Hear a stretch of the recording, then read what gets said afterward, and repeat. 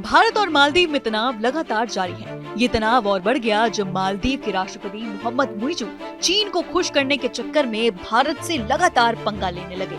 मोहम्मद मुइज़ू का चीन प्रेम इतना बढ़ गया कि उन्होंने मालदीव की विदेश नीति को पूरी तरह से चीन के पक्ष में मोड़ दिया। इतना ही नहीं, वो भारत के खिलाफ लगातार फैसले ले रहे हैं। इस सब के बीच भारत ने हिंद महासागर में मालदीव का कांट ढूंढ दिया है। ये देश इंडो पैसिफिक में भारत के साथ रणनीतिक साझेदारी कर चीन के बढ़ते प्रभाव को रोकने में मदद करेगा। इतना ही नहीं, भारत इस देश के साथ मिलकर मालदीव को भी अच्छा सबक सिखा सकता है। ये देश और कोई नहीं बल्कि है मॉरिशस। हिंद महासागर पर अपनी रणनीतिक स्थिति के कारण मॉरिशस हमेशा ही भारत के लिए महत्वपूर्ण रहा है। मॉरिशस और मालदीव में भारत ने दोनों में से मालदीव को ही प्राथमिकता दी थी, लेकिन मालदीव वर्तमान में पूरी तरह से चीन के प्रभाव में आ गया है। इसमें भारत को अब एहसास हुआ है कि हिंद महासागर में रणनीतिक बढ़त के लिए सिर्फ एक देश को महत्व देना फायदे का सौदा नहीं है। ऐसे में भारत हिंद महासागर में अपनी मौजूदगी को लेकर मॉरिशस के साथ तेजी से काम कर रहा है।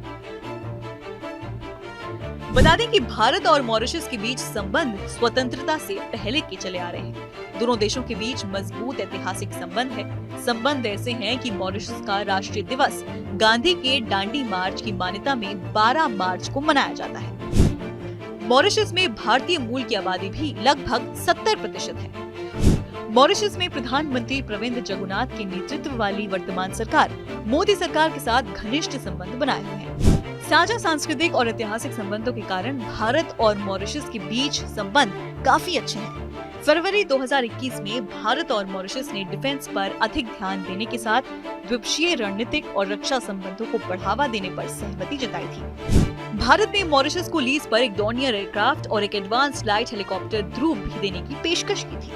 बात अगर रिसेंट इवेंट्स की करें तो 29 फरवरी को मॉरिशस के अगालेगा द्वीप पर एक नई हवाई पट्टी और सेंट जेम्स जेट्टी का उद्घाटन करके एक नया रणनीतिक चैनल खोला गया है।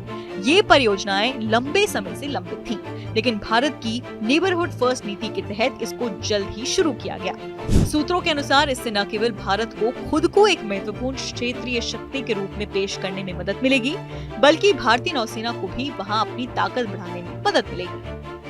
मॉरिशस के प्रधानमंत्री जगन्नाथ ने इस परियोजना को बहुत अहम बताया और कहा कि ये विकास के उद्देश्यों को पूरा करने के साथ साथ समुद्री निगरानी और सुरक्षा की क्षमताएं बढ़ाने में मदद करेगा।